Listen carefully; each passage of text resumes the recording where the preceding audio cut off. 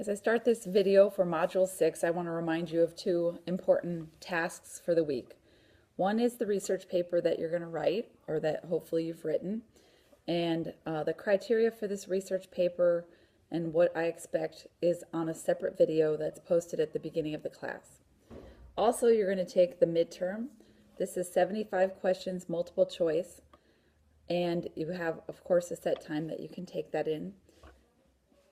You'll have an hour and a half for that. Also, you need to make sure you've made an appointment with me for what time I can send you the essay questions, and I will email you a set of questions that you will get to choose some to answer, and you'll send those back to me an hour after I email them to you. So in Module 6, there's a ton of information, so I'm just going to highlight a few things that I think are important to the reading. So one thing is there are a couple of different kind of revolutions and wars that you'll read about, including the French Revolution, World War I, World War II, and the different dictators at the time.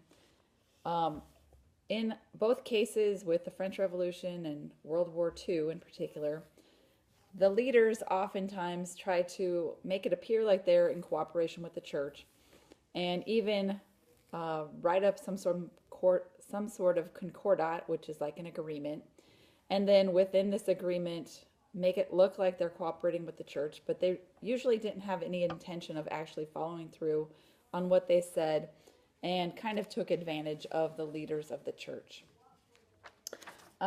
Modernism is discussed in this chapter, and modernism is kind of an umbrella term for a lot of different ideas within theology, but more kind of modern way of thinking about things. It includes how to interpret the Bible, and different doctrines, scripture.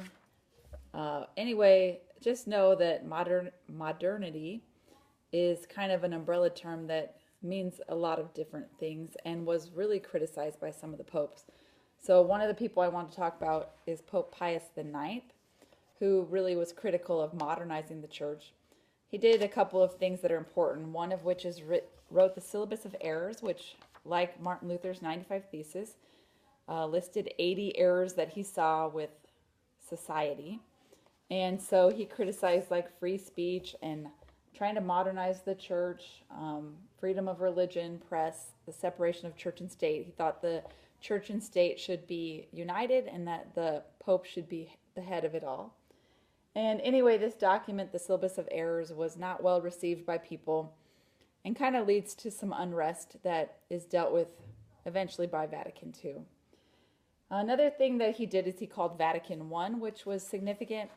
And when he called Vatican I, the only real significant thing that was addressed dealt with the infallibility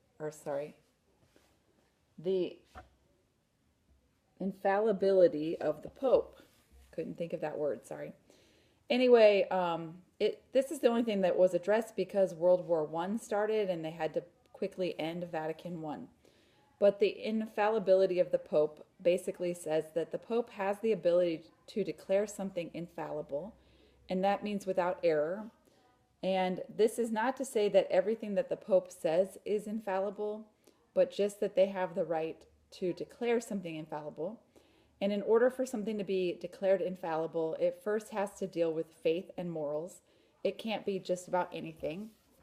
Second of all, it has to be something that would apply to the universal church and not just a select group of people within the church. And then finally, the Pope has to be ex cathedra, meaning he has to be sitting in a specific chair, and he himself has to declare it infallible.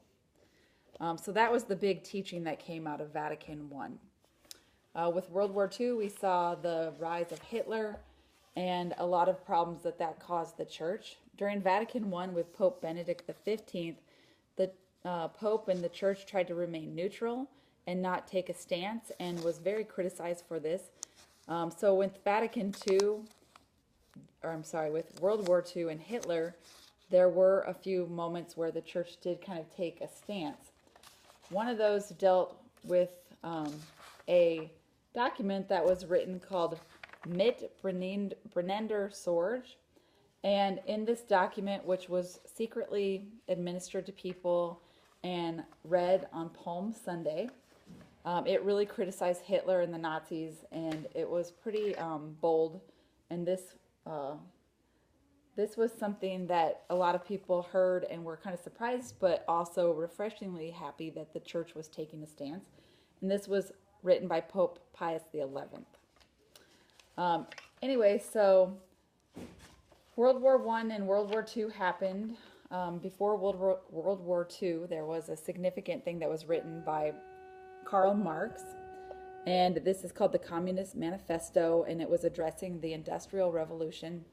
And he saw a lot of injustices for the worker and terrible working conditions and unjust pay in these new factory kind of working jobs.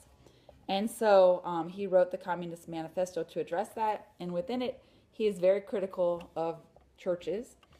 He kind of blames them, Catholicism in particular, as kind of the cause for this.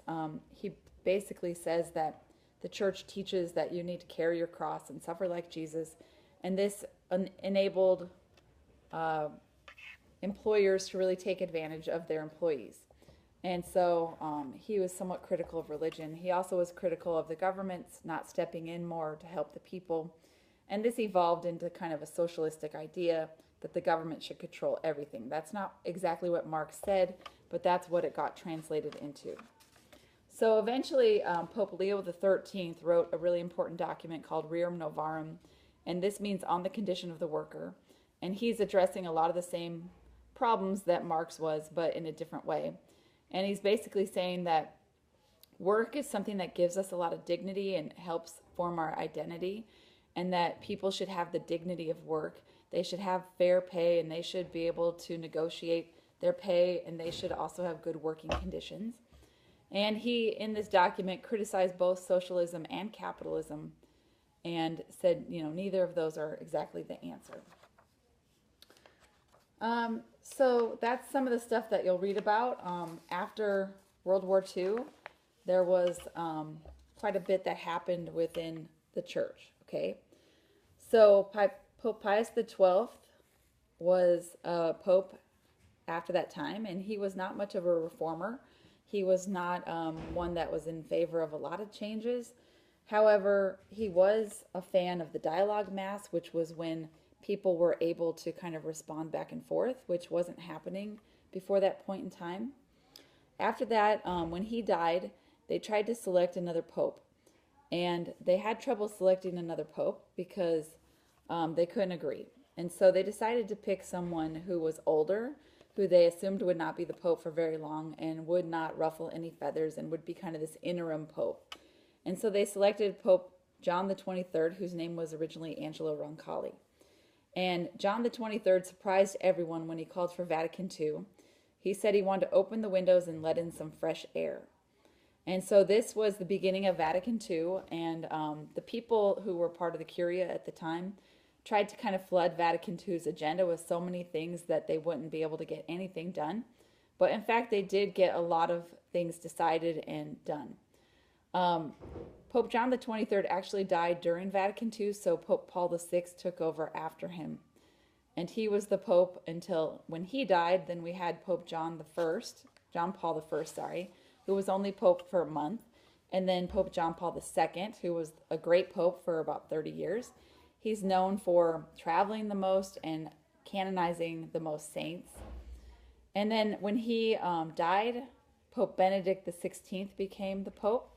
Benedict XVI, which his name was Joseph Ratzinger before he became the pope, was kind of the right-hand man of John Paul II and saw him at the end of his life in some pretty terrible health conditions. And so he himself resigned as the pope about 5 or 6 years ago. And when he did this, I think it was based on having seen Pope John Paul II getting so sick. And now we have Pope Francis I, who's an awesome pope and really a great role model as far as treatment of the poor and the needy and showing compassion. And he changed the whole tone of the church and really calls us to live more simply. So chapter 1 of the Rausch book is more about Vatican II, and that's something I want you to read and focus on. A lot of changes came out of Vatican II, a lot of liturgical changes in particular, and just some of the tone of the church. The big thing for Vatican II is that it really called for full active participation by the laity. And that's really important. And you'll see some of the kind of moves in theology that led up to Vatican II as well in the reading. It'll also summarize for you some of the important writings that came out of Vatican II. Okay, we'll talk to you later.